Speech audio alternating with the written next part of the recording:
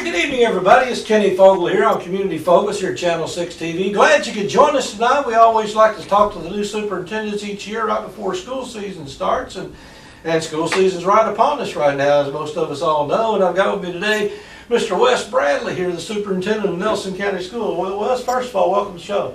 Thank you, Kenny. I know people think you all on summer break and you don't have anything to do in the summer, but you stay pretty busy. Well, I understand there's, especially preparing for the new school year starting up. Yeah, it takes a lot of people to make the schools go round. Yes. Sure. Well, before we get started, and we'll talk a little bit about Nelson County Schools. First of all, we'll talk about Wes Bradley and the journey that got you here. I mean, getting into education at some point. What got you into this profession?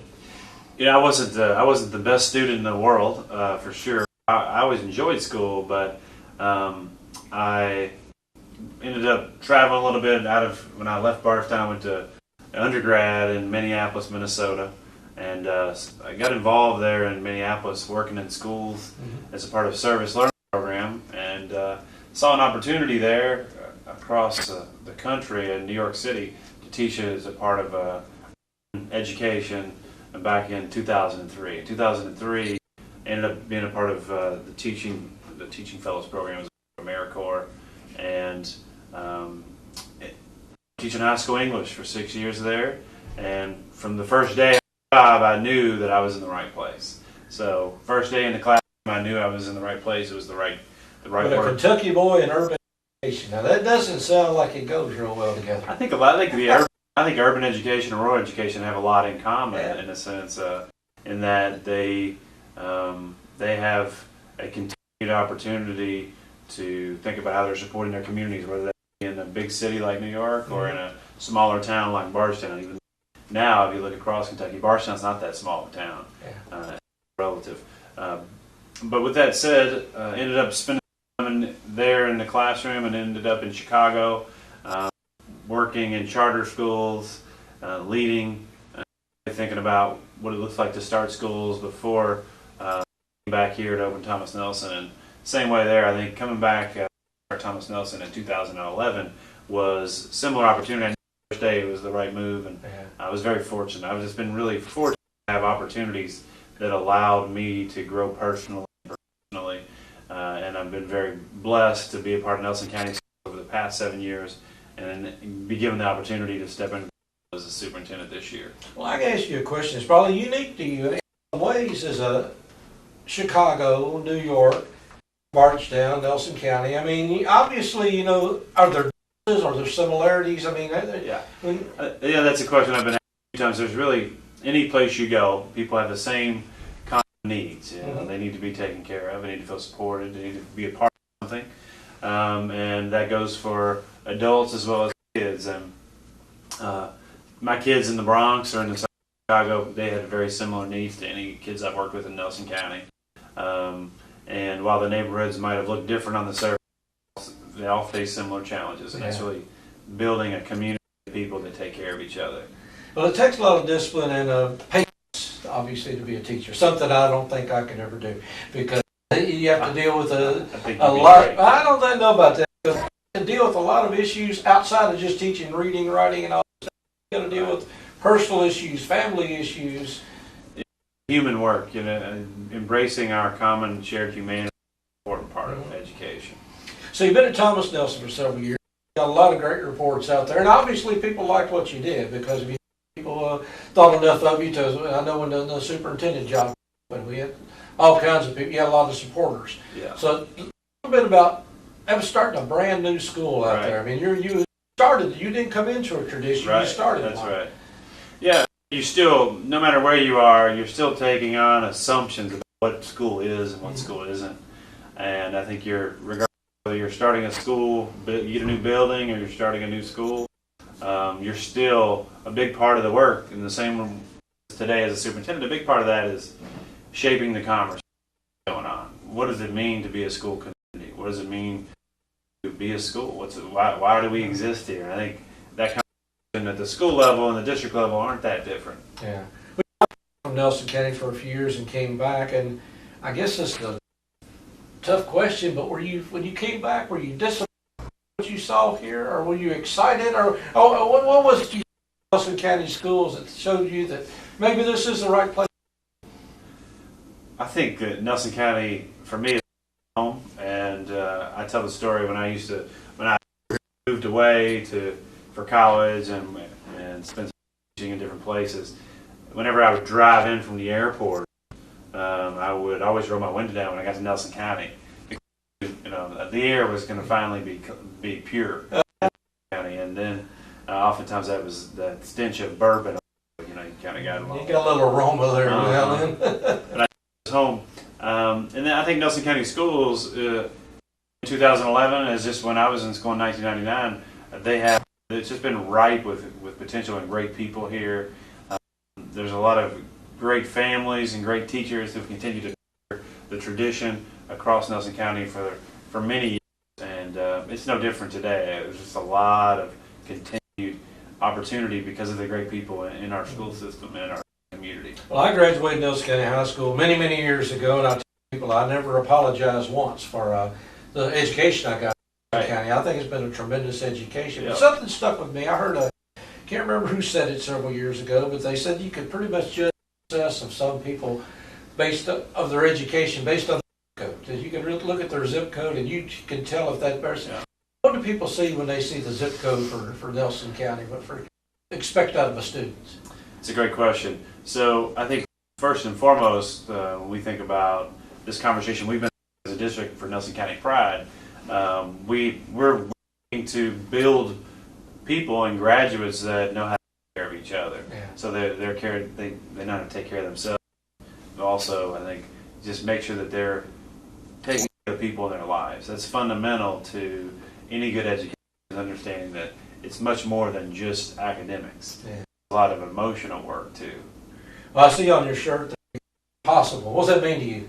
So the current definition is essentially together we can basically fill in the blank. Yeah. So we can do anything as long as we do it together.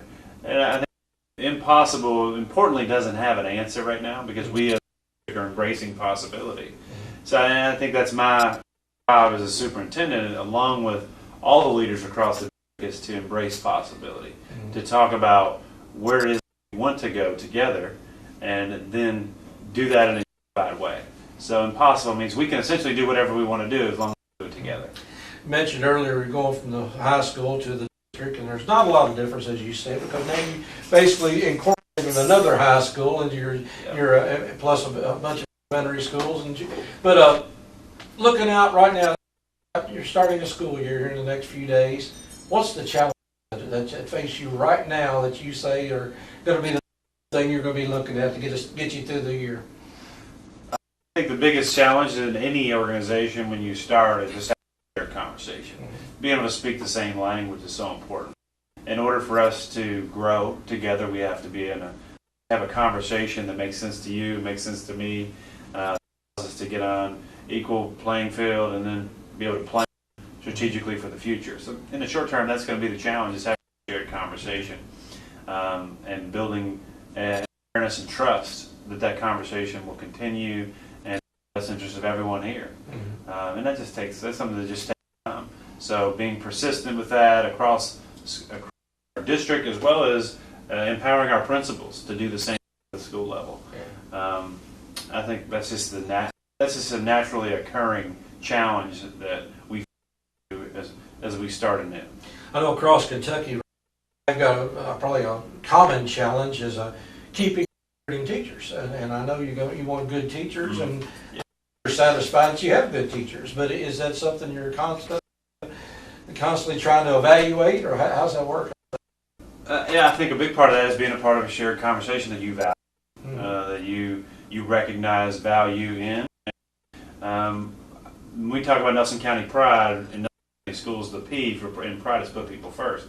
Yeah. So people in a number of ways. That doesn't necessarily mean we're buying you lunch or we're paying you more money all the time. It means that we respect you, we respect your time, we invest in you, and we're continuing to take care of you as a person, mm-hmm. and a family and a professional.